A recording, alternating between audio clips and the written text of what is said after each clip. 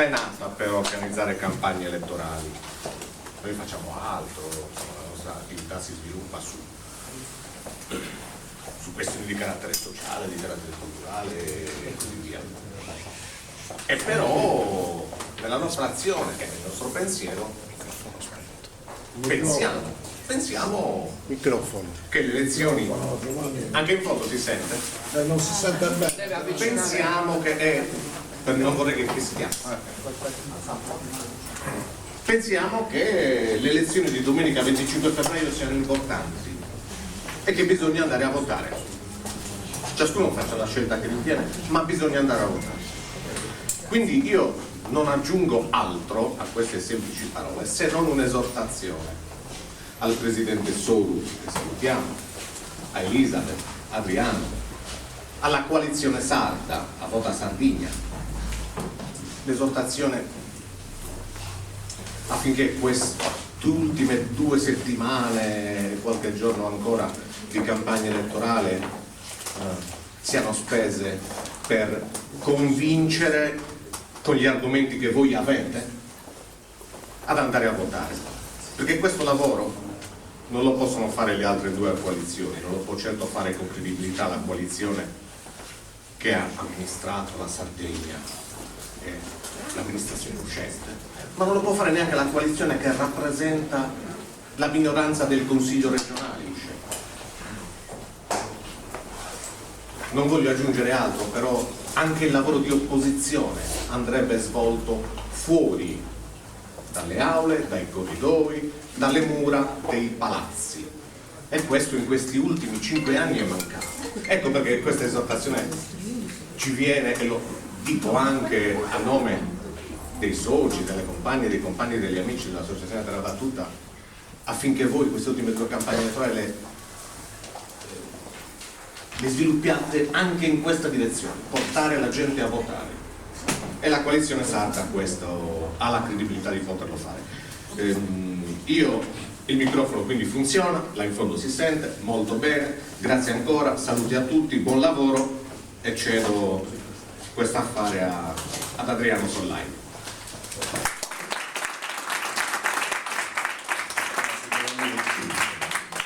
Buongiorno a tutti, buongiorno a tutti voi che siete venuti, che avete inteso partecipare a questo incontro. Ringraziamo il Presidente Soru che nel suo instancabile tour di questi mesi ha trovato uno spazio per fare delle riflessioni insieme a noi questa mattina. Voglio anche ringraziare tutti coloro che non ci sono ma che sarebbero voluti venire. Purtroppo è una giornata lavorativa e a quest'ora tanti lavorano. Abbiamo intitolato questo incontro in maniera, diciamo così, anche impegnativa, i rapporti tra la Sardegna e lo Stato italiano. È un argomento ovviamente che, come potete immaginare, è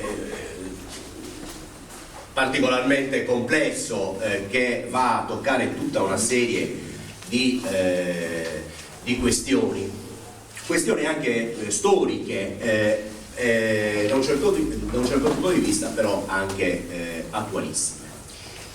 Quindi concentrerò il mio, credo che sia necessario anche per i tempi e per la situazione, concentrare gli interventi e renderli dinamici e interessanti. Voglio però soffermarmi in particolar modo sulla questione della riforma dello Statuto, perché una delle questioni principali, delle ragioni principali che ha portato un partito come il nostro, Progress, di cui io sono il segretario, attraverso poi la lista Vota Sardegna, che è composta anche da un'altra organizzazione indipendentista, IRS, e da Sardegna Chiama Sardegna, ad aderire alla coalizione sarda guidata da Renato Soru, è stata proprio quella di aver percepito una volontà da parte della coalizione sarda di intraprendere un percorso riformista in seno alla questione dell'autonomia sarda. Come è noto, io non sono un fervente autonomista facendo parte di un'organizzazione indipendentista, ma sono comunque consapevole, siamo comunque consapevoli che inevitabilmente un processo verso l'autodeterminazione deve passare attraverso un maggiore riconoscimento dei poteri di autonomia della Sardegna. Da questo punto di vista abbiamo la necessità di modernizzare, di attualizzare e quindi di riformare lo Statuto del 1948, uno Statuto in realtà che io dico sempre che vi è un peccato originale, no? di questo statuto sardo. Il peccato originale sta nel fatto che allora come oggi la classe dirigente sarda riteneva di dover conquistare l'autonomia e quindi una specialità per poter superare un gap di sviluppo, quindi per poter emanciparsi da una situazione economica di arretratezza. In realtà questa è la miopia principale di quella classe dirigente, perché anziché richiedere, fondare un ragionamento autonomista sulle particolarità storiche, antropologiche, culturali, sociali, economiche e quindi sostanzialmente nel riconoscimento di quella che è la nazione sarda, hanno ritenuto di dover impostare il ragionamento diversamente. E questo ragionamento, questa limitazione, questa mancanza di visione io ritengo che vi sia anche oggi, laddove per esempio con l'insularità in Costituzione si assume che la Sardegna è in una posizione di svantaggio, ma è in una posizione di svantaggio che dovrebbe quindi comportare delle compensazioni economiche per far venire meno questa situazione di svantaggio. In realtà, se si assume che la Sardegna non è la periferia dell'Italia, ma se si assume che la Sardegna è al centro del Mediterraneo, l'impostazione dovrebbe essere ben diversa. Ora, il regionalismo italiano è in una fase particolare, lo sappiamo tutti, vi è questa legge Calderoli che vuole introdurre la cosiddetta autonomia indifferenziata.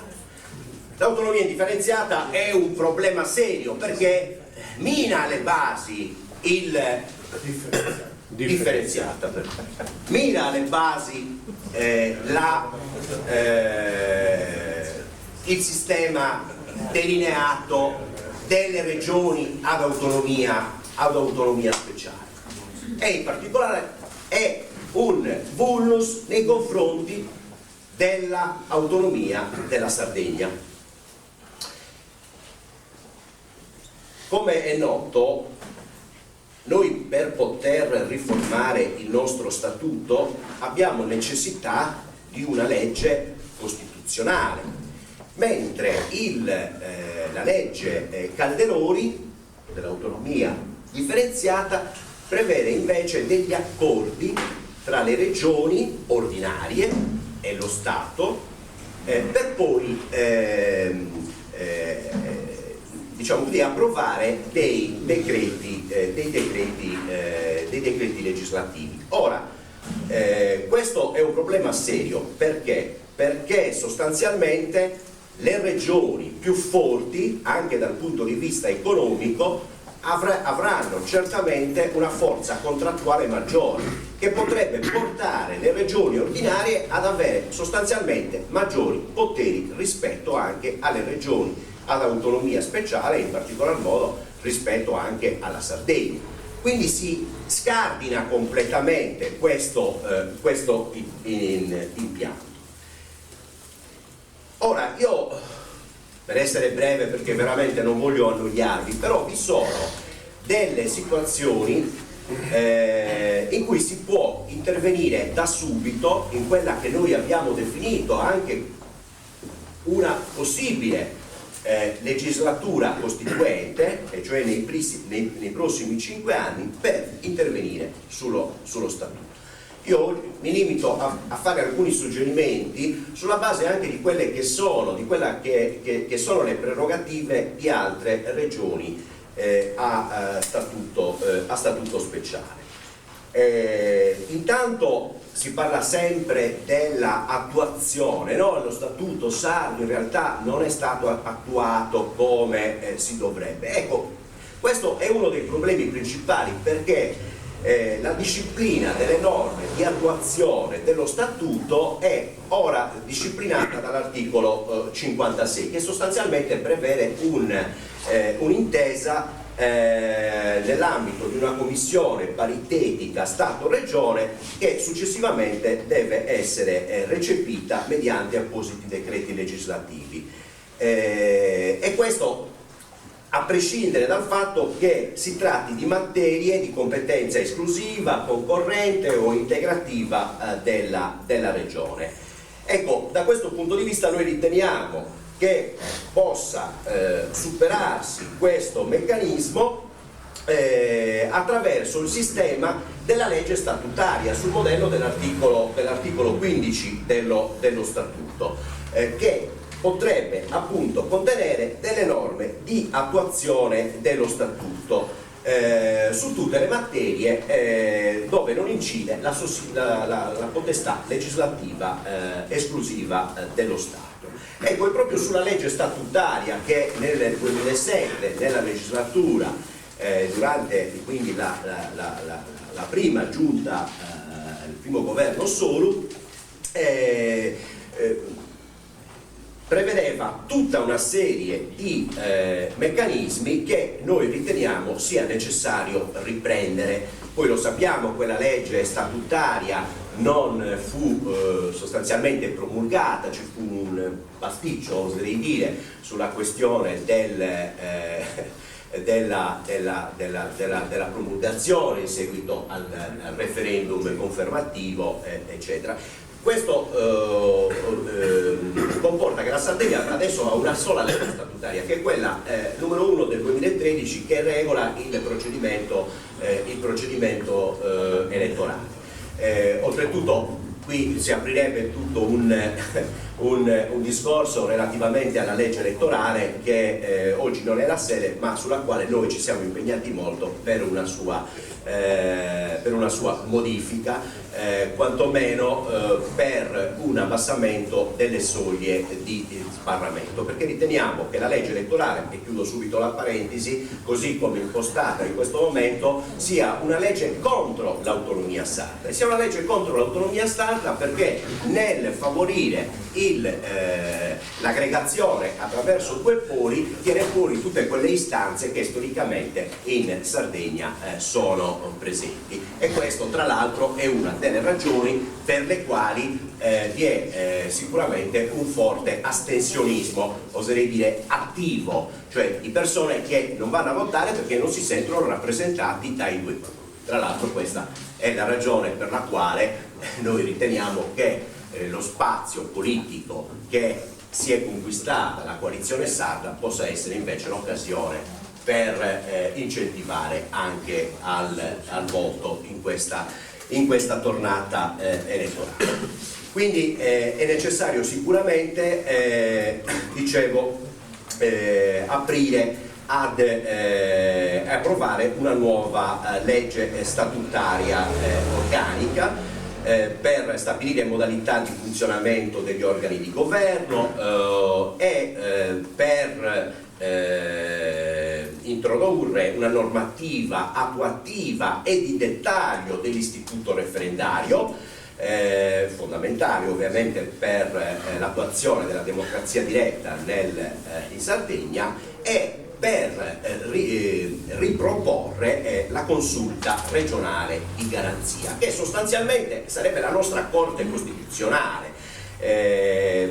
Infatti, così come era prevista nella legge statutaria del 2007, i componenti dovevano possedere una qualificazione assimilabile proprio a quella dei giudici costituzionali, e tra l'altro agirebbe questo organo come un organo ausiliare di quelli di governo, e in particolar modo del Consiglio regionale, e consentirebbe di prevenire situazioni di inutile conflittualità e incertezza. È proprio la tragica esperienza dell'amministrazione Solinas che proprio dal punto di vista delle competenze giuridico-amministrative ha dato vita a situazioni imbarazzanti, quantomeno rende evidente la necessità di questi meccanismi.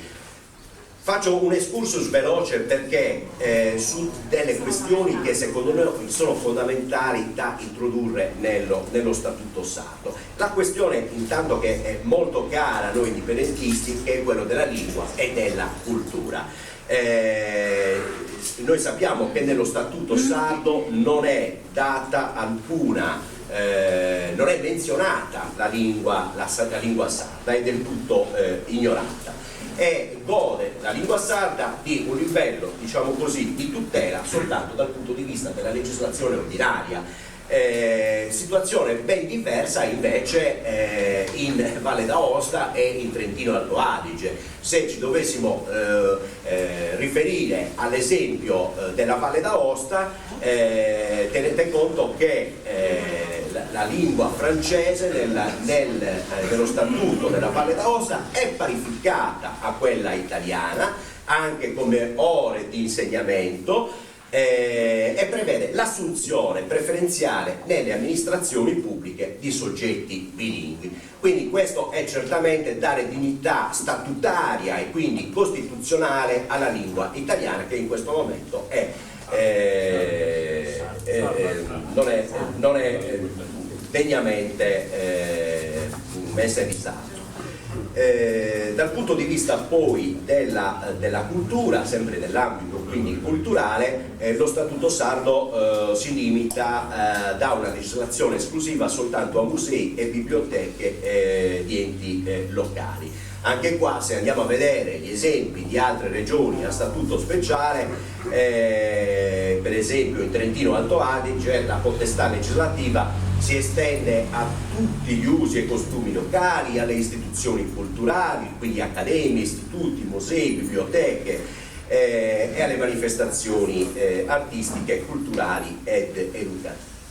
Vi è poi un altro argomento particolarmente importante dove subiamo un deficit di autonomia, che è quello dell'istruzione e del paesaggio. Tra l'altro, dal punto di vista dell'istruzione è uno degli aspetti sui quali è necessario intervenire proprio in vista della legge Calderoli, perché la devoluzione che prevede la legge Calderoli per le regioni ordinarie riguarda proprio la materia della istruzione.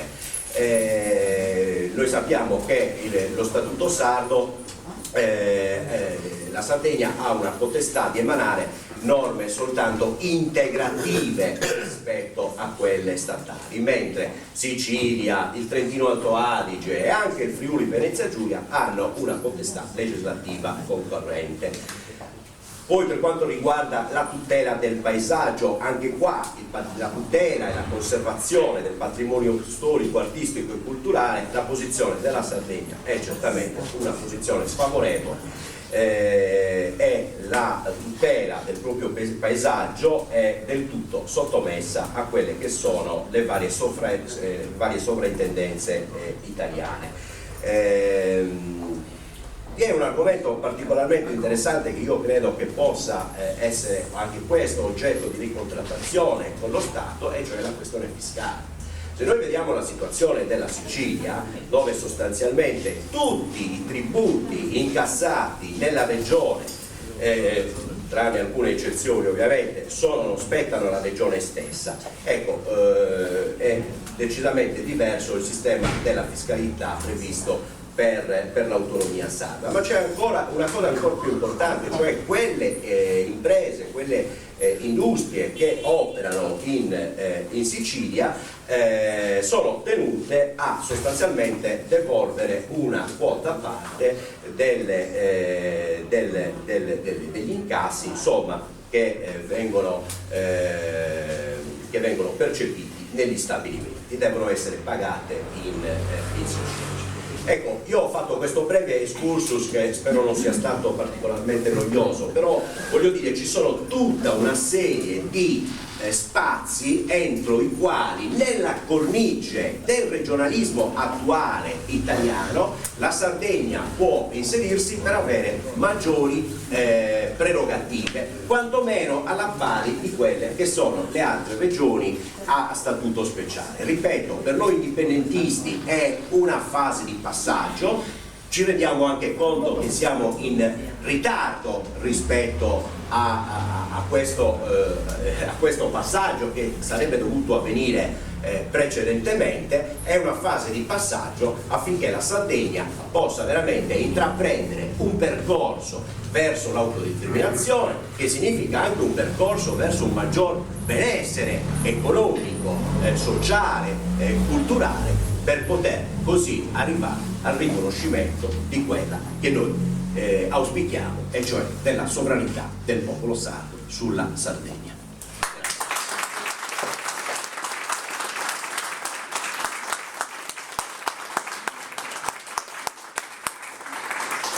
Io sottoscrivo al 100% l'intervento di Adriano Solai, compagno di viaggio in questa bella esperienza, che dopo il 25 febbraio sicuramente continuerà ad essere bella. Io sono Elisabeth Rijo, e Rijo si scrive così, come vedete qua in questo poster. Che si pronuncia? Si pronuncia Rijo. Come? Spagnolo, castigliano. Sì.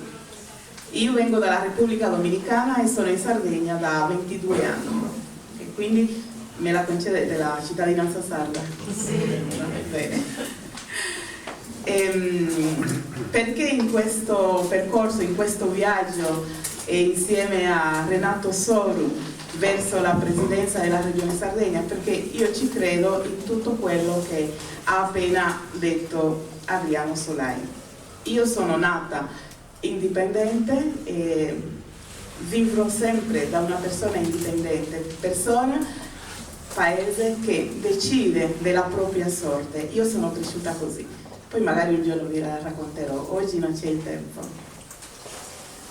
Quindi ho detto che sottoscrivo l'intervento di Adriano Solai. Io invece vorrei portare all'attenzione del nostro futuro presidente, per la seconda volta, che a nome di quelle organizzazioni che operano nell'ambito della cooperazione decentrata, che operano nell'ambito della cultura, che ha citato Adriano, e quindi parto da una riforma. Adriano ha parlato della riforma per lo statuto speciale della Sardegna e io parlo di quello che è la riforma della legge sulla cooperazione internazionale. Ha appena detto che la Sardegna non può fare delle leggi in modo autonomo, però che può adeguarsi a quella nazionale. Per quanto riguarda questa legge sulla cooperazione internazionale allo sviluppo, non solo non può emanare una legge la Regione Sardegna, però non si è nemmeno adeguata, il che comporta la discriminazione per alcune organizzazioni a presentare delle eventuali proposte di cooperazione, se nel caso abbiano l'interesse di contribuire a quello che è la cooperazione sarda, perché la cooperazione sarda ha fatto e continua a fare in diversi paesi delle azioni che possano portare al miglioramento delle condizioni di vita di alcuni popoli. Questa legge è la legge 125 del 2014, che è la riforma della legge nazionale. In Sardegna esiste la legge regionale numero 19, che è stata emanata nel 1996, una legge che ad oggi esclude le associazioni di promozione sociale, a meno che non siano iscritte all'AICS. L'AICS è l'Agenzia Italiana per la Cooperazione allo Sviluppo, è un braccio del Ministero degli Affari Esteri, che per iscriversi a quell'agenzia ci vogliono tanti requisiti e non tutti ce la fanno a farlo. Però la riforma, la legge 125 del 2014, ha incluso tutti, comprese le imprese che sono interessate a fare la cooperazione, purché non debbano lucrarci sopra. Questa legge include quindi le ODV, le APS.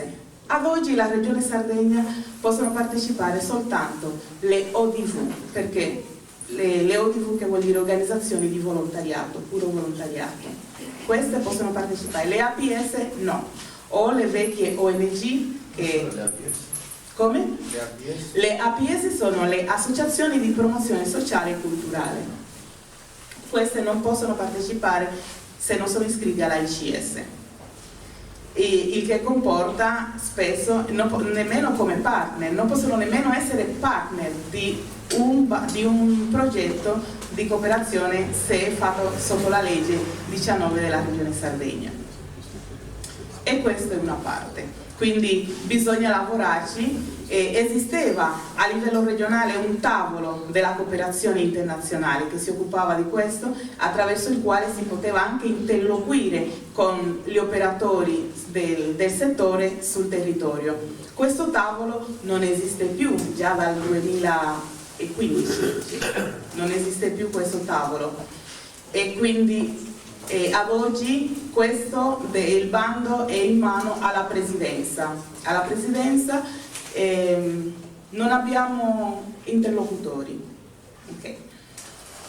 Quindi è una cosa che si dovrebbe lavorare su questo, anche per alleggerire quello che è il lavoro della Presidenza o di chi se ne occupa, parlare con quelli del settore. E non aggiungo altro su questo. Invece sull'ambito della cultura, e questo lo porto appassionatamente in nome delle organizzazioni di professionisti che si occupano, che lavorano in questo settore, anche del CUS, che è un gruppo che si occupa della cultura. Ad oggi si trovano in grosse difficoltà. Perché in grosse difficoltà? In quanto ci troviamo dei politici, dei dirigenti, dei dipendenti nelle istituzioni che della cultura non ne capiscono niente o pochissimo, e poi, non capendo, quindi vengono poi emanate dei regolamenti su qualcosa che non si capisce, su qualcosa che non si conosce. Quindi dal momento in cui si va a emanare un regolamento su qualcosa che non si conosce, si rischia di fare danni. Oppure si va a interpretare un regolamento a proprio piacimento e non quello che veramente c'è scritto.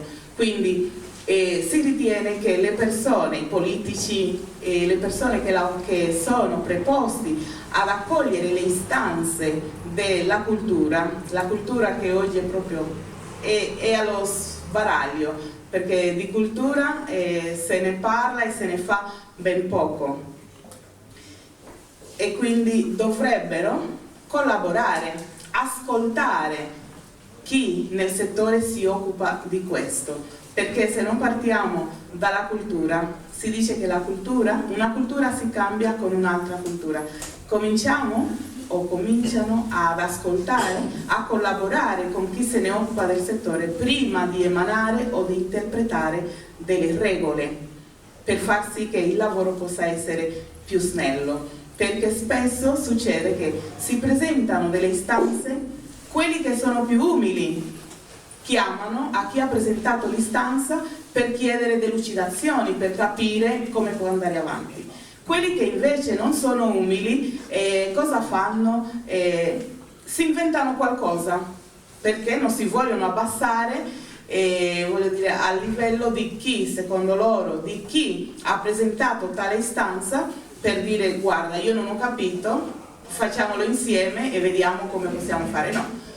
Vengono date, si inventano qualche cosa, anche qualche spesa o qualcosa che non c'entra niente, pur di non dialogare, e questo è una cosa che non va a favore dello sviluppo, a prescindere che sia l'ambito della cultura, perché sto toccando la cultura, però queste lacune sono in diversi ambiti, in vari ambiti e a tutti i livelli comunali, ma oggi parliamo della regione perché stiamo parlando delle elezioni regionali. Quindi sono tutti spunti e domande sulle quali si vorrebbe una risposta e si vorrebbe riflettere. Mi fermo qui. Grazie.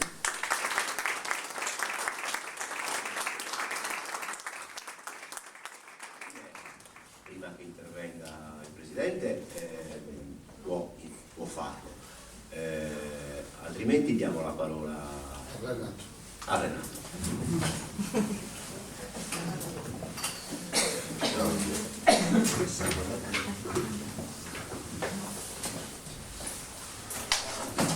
Sto in piedi così ci vediamo meglio.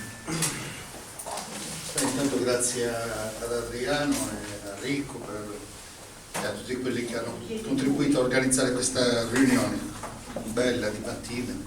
D'altronde ormai siamo alle ultime battute di questa campagna elettorale, bisogna attrezzarsi con ogni occasione, anche apparentemente piccola ma comunque invece importante, grande. Poi il tema di oggi è particolarmente interessante. Il mondo, diciamo, più tradizionale, più democratico, dell'autonomia anche spinta, contestativa, che ha sempre rivendicato una maggior capacità di autogoverno, di autodeterminazione, si incontra con un mondo invece che ha come suo orizzonte politico quello dell'indipendenza della Sardegna. Sì, ci sarebbe da discutere di perché finalmente, opportunamente, questi mondi si incontrano e si impegnano a lavorare assieme, perché comunque c'è una strada lunga da fare. In questa strada lunga ci sono tante cose che possiamo iniziare a fare, che possono avere dei risultati, dei riscontri importanti nell'immediato, nel migliorare le condizioni di vita di ciascuno di noi, e poi vedremo strada facendo fin dove si potrà arrivare, anche sulla base di condizioni geopolitiche che vanno molto al di là della nostra capacità di intervenire.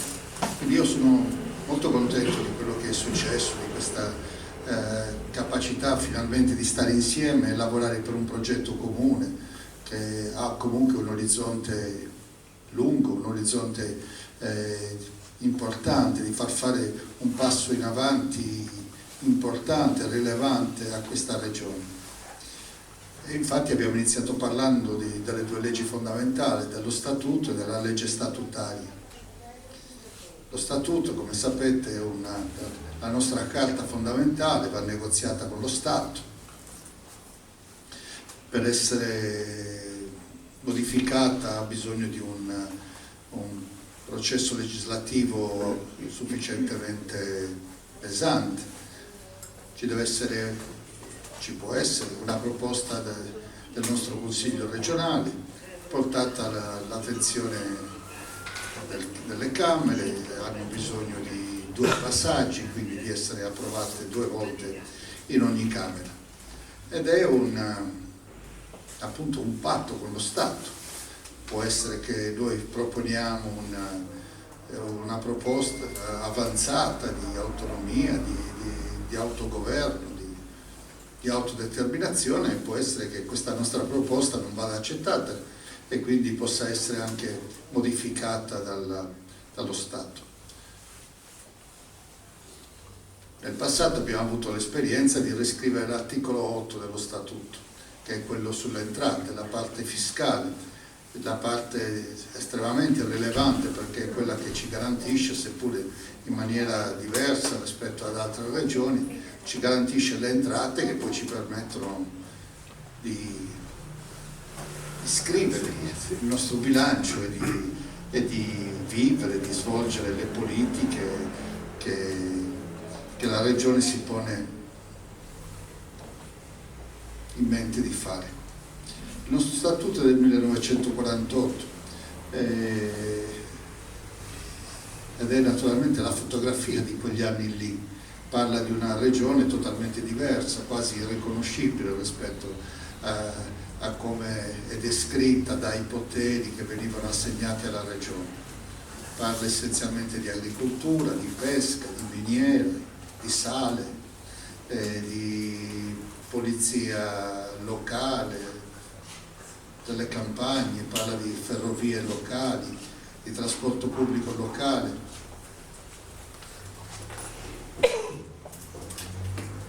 Parla di competenze che, pur importanti, appunto riguardano un mondo totalmente diverso da quello che viviamo oggi. Nel 1948 quasi gli aerei non c'erano, forse c'era un aereo a elica che portava avanti e indietro qualcuno per Roma. Oggi i nostri bisogni di mobilità, non solo all'interno della Sardegna, ma da e per la Sardegna, sono totalmente diversi e lo Statuto non ci dice nulla, non ci assegna nessuna competenza ed è veramente paradossale che non abbiamo nessuna competenza nel regolare il modo con cui possiamo uscire da questo nostro confine isolano. Oggi le tecnologie ci consegnano una risorsa che non sapevamo di avere, il sole e il vento.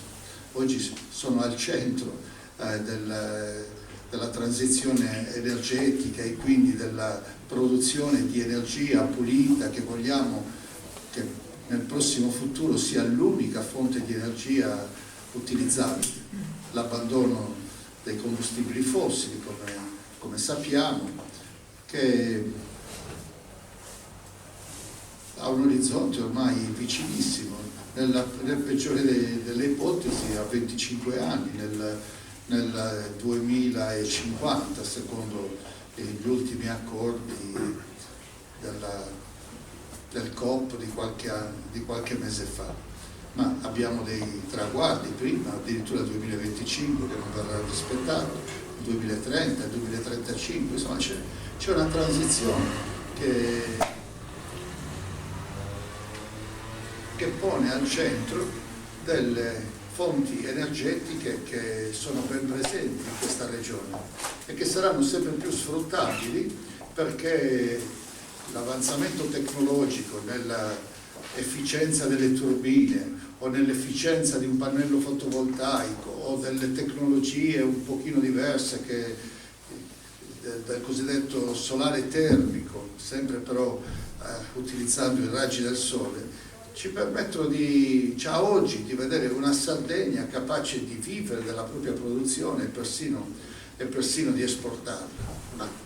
Un cambiamento diciamo epocale rispetto alla Sardegna del 1940 e che quindi ci dava delle competenze residuali, una compartecipazione a delle competenze nazionali che poi sono anche cresciute con la nazionalizzazione dell'energia elettrica e che quindi ha cancellato anche le possibilità che la Sardegna aveva nel passato e non ha fatto a tempo di utilizzare prima del 1960, gli anni della nazionalizzazione. Oggi quel monopolio non c'è più, è stato cancellato, ma noi non abbiamo ancora reagito riacquisendo delle competenze che invece oggi sono fondamentali. Sono fondamentali anche in un momento in cui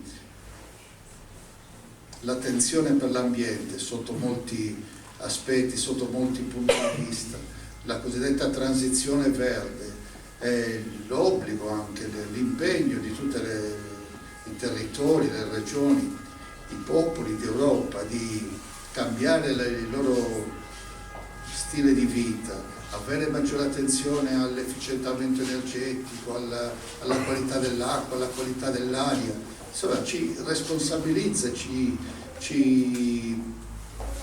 chiama in causa nel fare certi comportamenti che servono alla stessa sopravvivenza del pianeta. Bene, su tutte queste materie è chiaro che abbiamo bisogno, per poter aderire a quelle richieste, a quelle necessità, abbiamo bisogno di aggiornare le nostre competenze. Se ancora oggi dobbiamo finalmente, ad esempio, bonificare i suoli, visto che pure in questa Sardegna bellissima abbiamo delle presenze importanti di suoli inquinati, ormai da tempo, su cui non si riesce a intervenire, bene, l'approvazione dei progetti di disinquinamento di siti di particolare importanza la possiamo gestire al nostro interno, possiamo avere le competenze per comprendere le difficoltà, lo stato delle nostre aree e provvedere, o dobbiamo passare attraverso delle autorizzazioni nazionali, quasi che non avessimo le tecnologie o il sapere, le competenze tecniche per poter provvedere a ripulire i terreni di casa nostra. D'altronde non è che li abbiamo inquinati noi, ce li hanno inquinati gli altri. Vorremmo avere almeno le competenze per poterli disinquinare, visto che la cessione di competenze agli altri non ci sta portando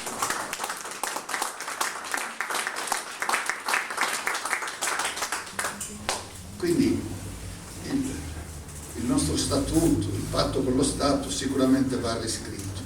Negli ultimi 20 anni, forse di più, 30 anni, è 30 anni che se ne parla. E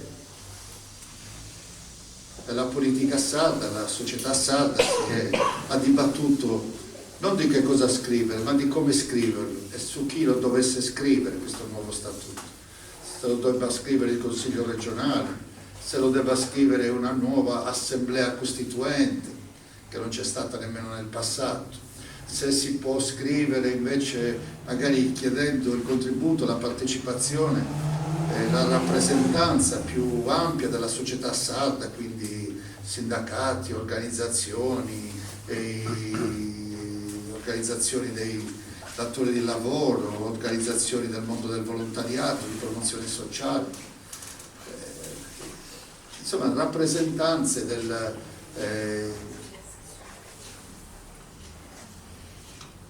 dell'associazionismo diffuso della società sarda, al di là di quello al di là delle rappresentanze istituzionali. Ci si è fermati su questo ed è quasi scaramantico non promettere il nuovo statuto nei prossimi 5 anni.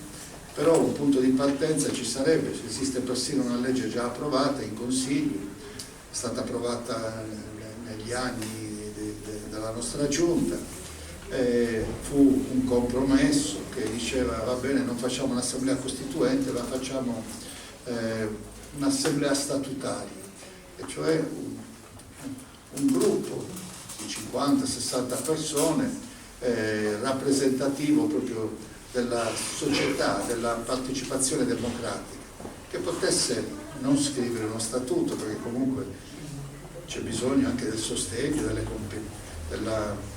competenze tecniche, legislative, ma indicare dei temi fondamentali, la visione appunto dei valori fondamentali che devono essere contenuti nel nuovo statuto. E poi partendo da questa carta che prodotta dalla cosiddetta assemblea statutaria, il Consiglio regionale che ha il mandato e ha la rappresentanza dei cittadini e delle cittadine della Sardegna, con l'aiuto naturalmente dei tecnici, dovrebbe elaborare una proposta di statuto da sottomettere, da sottoporre al Parlamento affinché venga approvato. Questo è un processo iniziato, interrotto perché pur essendo stati capaci di approvarla, poi non si è voluto aderire a quel percorso, non si è voluto aderire da parte delle minoranze in Consiglio regionale e non si è nemmeno voluto aderire, per dire la verità, da alcune parti delle organizzazioni sindacali sarde che pretendevano l'assemblea costituente, e cioè un secondo Consiglio regionale quasi. E c'è un conflitto tra il Consiglio regionale che si sente eletto anche per questa responsabilità e un eventuale altro Consiglio o Assemblea Costituente. Quindi questo è il tema, bisogna superarlo e io spero che i conflitti di questi anni proprio nel metodo possano finalmente essere superati e arrivare alla discussione nel merito e portare avanti questo cambiamento che è necessario, considerando anche che la Regione Sarda, che ha approvato quasi in limite mortis, quasi a tempo scaduto, la propria proposta di statuto nel 1948, quindi poi è stata approvato a febbraio del 48, mentre le altre regioni l'avevano approvato mesi prima. Effettivamente il nostro statuto, che avrebbe potuto essere identico a quello della Sicilia, ma che la politica dell'epoca volle discutere per conto separatamente, alla fine il nostro statuto ha meno poteri rispetto a quello della Sicilia e alcune competenze in meno rispetto ad altre regioni. Quindi è ora di attualizzarlo, di ridiscuterlo. Un modo è quello proprio di ridiscuterlo di sana pianta e un modo è anche quello più semplice, però molto efficace. Per le altre regioni è stato molto efficace. Il Trentino soprattutto ha approvato un centinaio di norme di attuazione, noi siamo poco più di 10 e le ultime le abbiamo approvate noi nel periodo 2004-2008. Non si è mai pensato effettivamente a far avanzare lo statuto attraverso l'utilizzo delle norme di attuazione e anche perché effettivamente al di là dell'attuazione del nostro statuto c'è rimasto molto da fare nell'utilizzare le competenze che già abbiamo.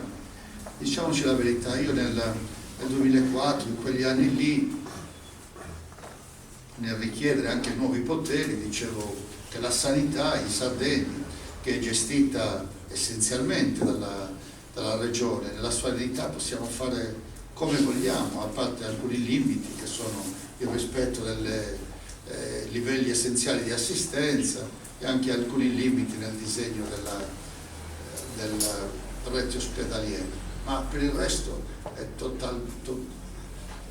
una competenza totalmente nostra. Io qualche anno fa dicevo con orgoglio, la sanità sarda funziona meglio della scuola in Sardegna, la sanità funziona meglio di altre competenze che vengono svolte dallo Stato, come la gestione delle strade statali, ma facevo il paragone tra sanità e scuola sarda.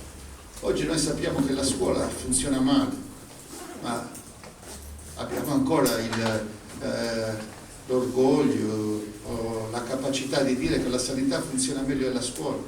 In questi anni è caduto il livello della nostra sanità. Non possiamo più esprimere, insomma, in maniera orgogliosa un'affermazione di questo genere. Quindi sarà l'educazione cattolica, non lo so cosa sia, però innanzitutto penso alle cose che non sto facendo e che avremmo dovuto fare, penso a quanto è mancata la nostra capacità di autogoverno nella sanità in questo momento e questo magari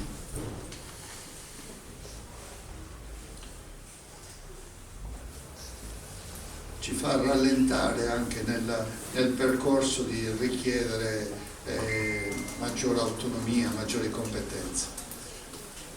Nel dibattito con lo Stato che mi è capitato di avere nel passato, noi dicevamo maggiore autonomia e maggiore responsabilità. È come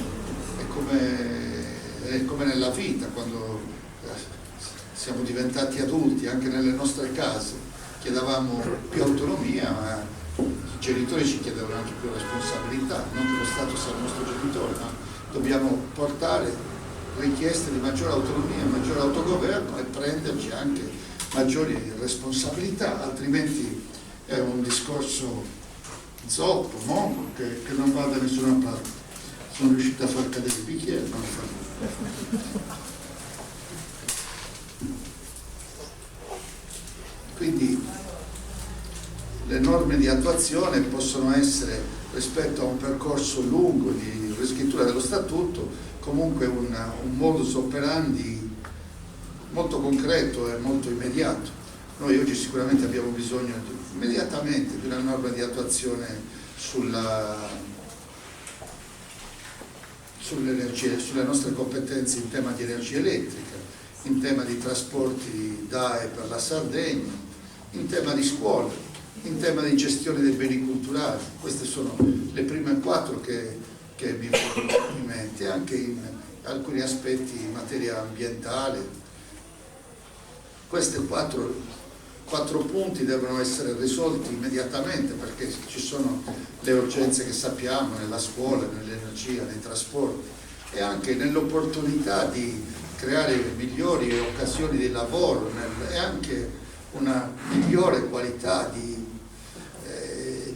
sostegno alla cultura e di rispetto per la nostra cultura attraverso una nostra partecipazione più responsabile e quindi anche con maggiori competenze nella gestione dei beni culturali, che oggi è divisa, proprio frammentata in tante gestioni di piccole cooperative che vivono in maniera precaria, finanziate di anno in anno.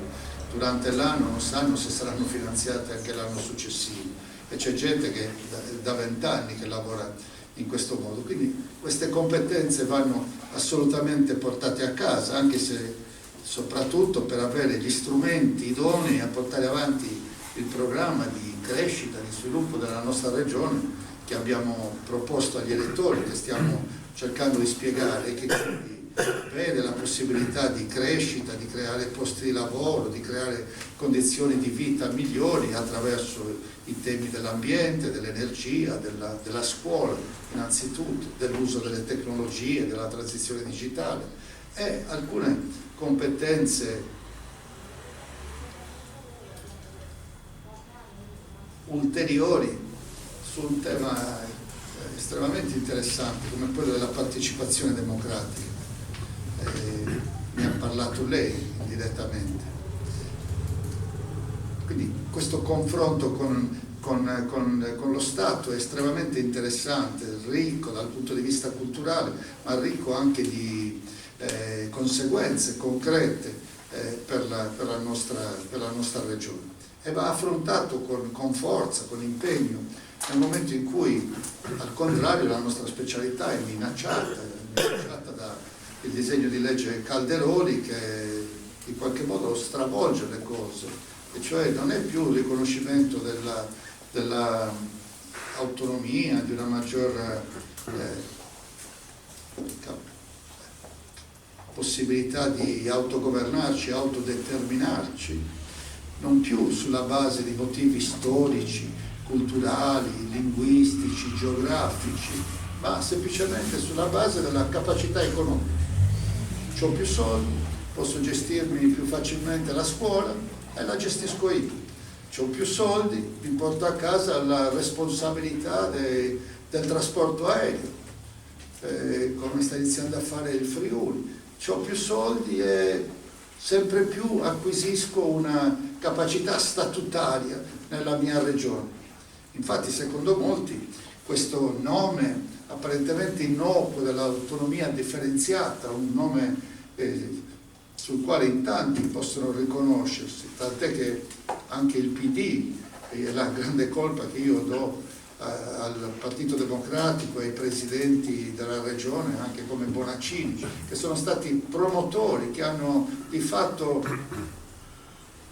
permesso che questa idea crescesse. Si capiva che potesse crescere dal Veneto alla Lombardia, ma il sostegno, il terzo sostegno gliel'hanno dato le regioni rosse, ed è stato un comportamento di un egoismo un po' cieco il loro, una minaccia all'idea dell'unità nazionale, al principio fondamentale della solidarietà, del dovere inderogabile, del dovere inderogabile della solidarietà economica, politica, sociale all'interno del paese, differenziata, quindi assolutamente confrontata, portata a livello proprio del confronto duro, netto con lo Stato. E purtroppo abbiamo visto Solinas andare a Pontida e applaudire rispetto a questa possibilità dell'autonomia differenziata. È stato veramente il momento minimo, più basso della sua presidenza, dove l'idea sardista, l'idea addirittura di indipendentismo, del sardismo, si è inginocchiato davanti alla necessità di ubbidire a questa pretesa della Lega. La pretesa della Lega non è molto diversa rispetto a quella del passato. Nel passato si chiamava secessione, loro la chiamavano la secessione della Padania, avevano istituito il Parlamento padano, avevano il loro esercito delle camicie verdi. Prodi, come si chiamava? Bossi parlava non so, decine di migliaia, 100.000 baionette, 100.000 fucili, sono delle cose per molto meno. In Sardegna ci sono ancora dei processi aperti per delle persone. Lì queste affermazioni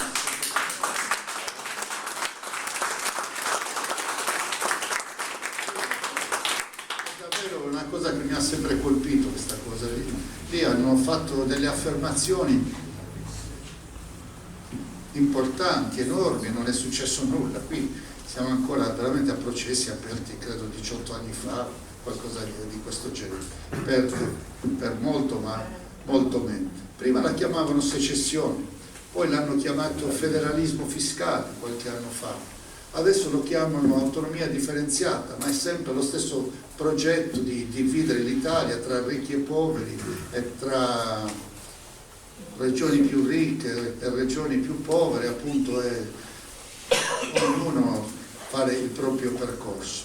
Noi abbiamo un'idea diversa, credo anche dentro un'idea di indipendentismo ci sia comunque un'idea di solidarietà tra popoli, tra paesi, dentro una visione europea e probabilmente anche una visione, diciamo, allargata, anche prima di arrivare alla visione europea. Quindi l'idea di autonomia differenziata da contrastare, da difendere la nostra specialità, che non viene da un'idea economica come lui ha riportato poc'anzi, ma da un'idea diversa, di un'idea di nazione senza Stato, un'idea di un popolo che si riconosce, fa parte della nostra storia. Ed è la stessa idea che ha portato all'autonomia in Trentino Alto Adige, in Friuli, in Val d'Aosta. Non era un'idea legata allo sviluppo economico e alla capacità economica, era l'idea che abbiamo cercato di richiamare. Quindi questo deve essere necessariamente un pezzo importante dei prossimi 5 anni. La Sardegna però ha un'altra carta fondamentale che dovrebbe aver approvato e che non l'ha ancora approvato, quindi torno alla volte alle responsabilità che non esercitiamo. Noi abbiamo il potere e il dovere di approvare la nostra legge statutaria, quella ce la approviamo da soli, non è un patto con lo Stato, è un patto tra di noi. La legge statutaria dovrebbe essere proprio la legge fondamentale che autonomamente da soli ci diamo, e in questa legge fondamentale ci possono essere dei principi generali come ad esempio sarebbe la nostra Costituzione autonoma, sarebbe lo statuto che anche i comuni, le pubbliche amministrazioni locali sono chiamate ad approvare, sarebbe proprio la carta che noi autonomamente approviamo, in cui ci diciamo chi siamo, chi vogliamo essere, quali regole fondamentali ci diamo tra di noi, di convivenza, di solidarietà, di riconoscimento reciproco e così via. Quali diritti vogliamo soddisfare, quali diritti vecchi e nuovi, no?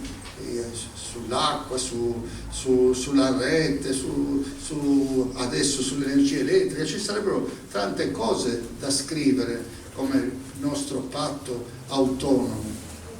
E cioè questa elettricità, chi se la prenderà? Anche tra di noi se la prenderà il più forte, o magari può essere un bene comune, sole e vento condiviso. Abbiamo approvato il piano paesaggistico regionale, anche quello. Diciamo l'affermazione che certi beni paesaggistici, naturalistici sono un bene comune. Ora, recentemente è stato aggiornato l'articolo 9 della Costituzione, che pone il paesaggio, non solo il paesaggio, la natura, come beni comuni fondamentali. Bene, questi temi ce li possiamo scrivere tra di noi e rafforzare la necessità di avere poi delle leggi di settore che regolano specificatamente diversi aspetti della nostra vita quotidiana. Nella legge statutaria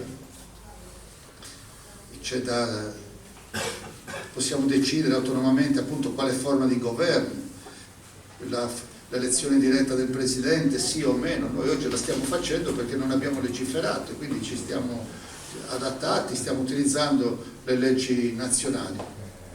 A me l'idea del Presidente eletto direttamente, quindi il sindaco della regione, io la preferisco tutto sommato un'altra possibilità dell'elezione da parte del Consiglio regionale. L'ultima esperienza che abbiamo visto, avevamo avuto, mi pare, un Presidente della regione che era stato sfiduciato e rieletto 7-8 volte in una legislatura, oppure la storia di Palombo, non mi veniva il nome.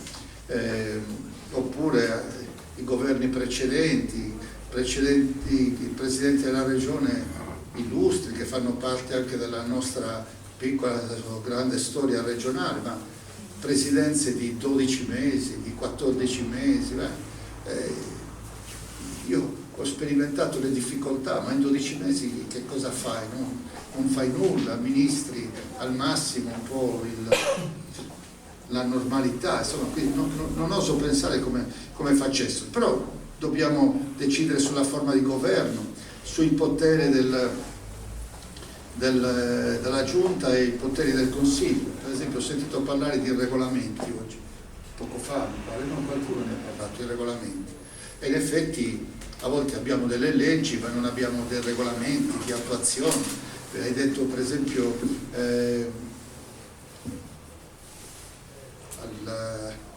all'assessorato ai beni culturali magari si trovano delle persone che non hanno la competenza sufficiente di attuare la legge per i finanziamenti alle istituzioni culturali, agli enti di spettacolo, a chi gestisce dei beni culturali, perché non esistono dei regolamenti approvati, esistono magari delle norme che ci diamo attraverso delle delibere di giunta, ma non sono dei veri e propri regolamenti che hanno quasi forza di legge, insomma, dentro i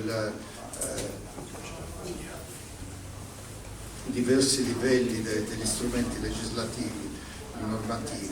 E perché? Perché i regolamenti dovrebbero essere approvati in Consiglio regionale, dovrebbero essere approvati in Consiglio regionale anche i piano energetico, il piano dei trasporti, il piano forestale,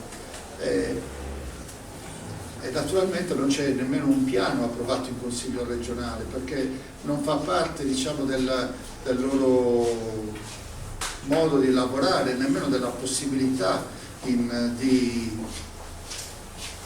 entrare nel merito di un piano forestale. Immaginate i consiglieri regionali che discutono o presentano una proposta di piano forestale, non è possibile. Però per questa incongruenza che può essere modificata solamente con l'approvazione della legge statutaria, noi non abbiamo i piani approvati e sono una parte delle debolezze poi dell'organizzazione della regione e anche della capacità di amministrare, della capacità esecutiva della nostra regione. Quindi lo statuto, riscriverlo, aggiornarlo con le norme di attuazione e la legge statutaria che è totalmente nelle nostre mani e che dovremmo riuscire ad approvare finalmente.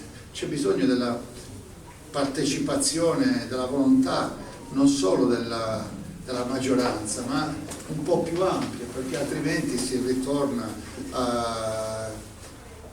con 16 consiglieri sì, 16 ancora oggi, a poter richiedere un referendum che poi è un referendum confermativo, non troveremo mai un quorum e quindi non si riesce ad approvare. Quindi si ha bisogno proprio di una consapevolezza maggiore della volontà di tutti di approvare questa legge statutaria. Nella legge statutaria noi abbiamo detto di inserire una parte nuova, che è quella della sussidiarietà verticale ma anche orizzontale, e cioè noi pensiamo che gli stati-nazione di una volta stanno perdendo di significato, siamo ormai dentro una dimensione europea, è chiara la consapevolezza di dover cedere un po' di spazi e sovranità a livello europeo, non fosse altro in tema di eserciti, di politica estera e di politiche fiscali anche, altrimenti abbiamo i paradisi fiscali all'interno dell'Europa, non bisogna andare lontano a cercare i paradisi fiscali, basta andare in Lussemburgo, basta andare in Belgio per certi aspetti, o in Irlanda. Il paradiso fiscale vuol dire avvantaggiarsi a danno degli altri paesi, no? Abbiamo visto cosa è successo a diverse nostre grandi imprese, Fiat, Ferrero e altre, ed è quasi ormai una normalità che abbiamo accettato. Quindi ci sono argomenti, temi che devono essere gestiti più in alto a livello europeo, ma ci sono tanti altri temi che devono essere gestiti più in basso, che devono essere devoluti a livello regionale. Dentro questo principio ormai accettato da tutti ci sta le nostre richieste di maggior competenze, di maggior capacità di autodeterminazione verso il basso. Ma se queste capacità arrivano in regione devono continuare a scendere a livello di province, visto che le abbiamo previste nuovamente a livello delle province e a livello delle autonomie locali. Bisogna avere quindi questa capacità di portare davvero le decisioni il più vicino possibile alle persone per le quali queste decisioni vanno prese. Ma quello che vogliamo scrivere è che anche a livello comunale non c'è solamente il Consiglio comunale, c'è molto di più. A volte ci sono comitati di quartiere, comitati di cittadini, ci sono associazioni di volontariato, ci sono fondazioni che si occupano di cultura, c'è tutto un vasto mondo di persone che partecipano alla vita pubblica fuori dalle istituzioni statali, regionali e locali. Quel mondo lì è prezioso, va ascoltato, va sentito in continuazione, altrimenti si arriva a istituzioni che non hanno più dialogo o hanno dialogo occasionale o solo con gli amici loro. Invece c'è proprio un'energia, un mondo di energie, di attività, di attivismo prezioso che in qualche modo deve entrare. Quindi nell'idea di legge statutaria ci sono alcuni modelli, ci sono persone che hanno teorizzato e approfondito questa cosa, ma questo principio deve entrare.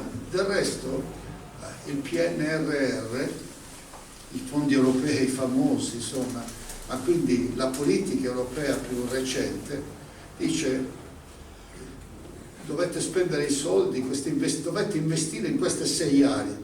Un'area è la partecipazione democratica, e cioè proprio questo, investire nell'attivare, sostenere, incoraggiare la partecipazione democratica. E perché? Innanzitutto perché c'è una ricchezza non utilizzata lì dentro, ma senza la partecipazione democratica arriviamo dove siamo già arrivati, a una partecipazione alle elezioni del 50%, forse sotto il 50%, alimenta proprio il disinteresse alla politica se non c'è partecipazione, alimenta la sfiducia, alimenta la rassegnazione, quindi la partecipazione democratica è un pezzo vivo proprio della ricchezza immateriale di una comunità, di una società. Quindi questo dovrebbe essere un pezzo importante della regione che vorremmo costruire, che credo sia opportuno realizzare attraverso anche la legge statutaria. Mi sembra di aver esaurito i vostri argomenti, no? Era di questo che volevamo parlare, lo statuto, la legge statutaria, il confronto a volte con gli uffici che non funzionano. Ecco, nella legge statutaria ci sono anche altre cose su questo argomento che possono essere dette. Noi per esempio avevamo introdotto nella legge statutaria, oltre alla parità di genere, tutto il conflitto di interessi, la regolazione del conflitto di interessi, l'ineleggibilità, l'incandidabilità, tutti questi temi. Un tema interessante era l'idea della riforma Bassanini e della separazione dei poteri, no? Tra il potere politico e il potere amministrativo. Ma siamo sicuri che sia così giusto questa separazione, quasi 2 mondi che si sentono separati l'uno dall'altro? E qualche volta questa separazione la dirigenza, i funzionari la percepiscono, io credo, in maniera inesatta. Noi avevamo cercato di superare, ma si può fare molto di più, superare questa idea della separazione, dicendo la distinzione dei poteri, collaborare seppure con responsabilità distinte, ma non separate. Ma bisogna andare avanti, mi fermo qui, dando a livello di legge statutaria una risposta a quello che lei diceva. Ma io voglio delle persone preparate e che mi aiutino, no? Che mi aiutino a portare a termine le mie pratiche, non che mi respingano. Questo vale nei beni culturali, ma vale per l'agenzia Argea, la Ore, dove ci sono code interminabili. E allora stabilire il principio che abbiamo in mente una regione non che concede, controlla, sanziona, no? Questa è l'idea che a volte i nostri uffici hanno, quasi di un potere altro rispetto ai cittadini, e non dimenticarsi che sono al servizio dei cittadini, un potere altro, arroccato, che dice ma sono io che ti concedo le cose, e lei magari è un disturbo, e mi limito a controllare proprio in maniera burocratica e poi eventualmente anche a sanzionare. Noi dobbiamo ricordare a tutti noi della regione, tutti quelli che ci sono, fino all'ultimo funzionario, che non siamo lì per concedere, controllare, sanzionare, siamo lì per accogliere, per capire, per aiutare, accompagnare fino alla fine l'adempimento delle richieste, cioè proprio è il contrario, siamo lì ad accogliere e a accompagnare fino all'esito positivo delle richieste.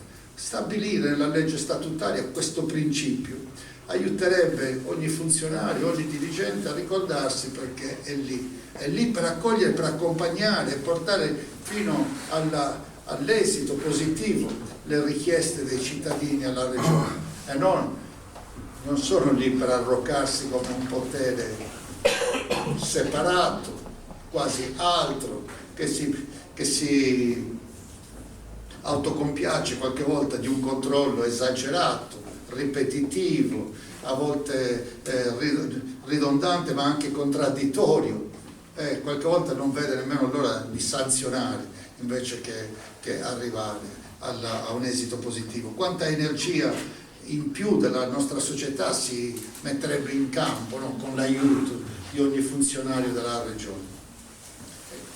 Quindi la legge statutaria è importante, proprio la approviamo autonomamente e ci possono essere dentro dei principi fondamentali che ci aiutano a fare il percorso che tutti vogliamo fare.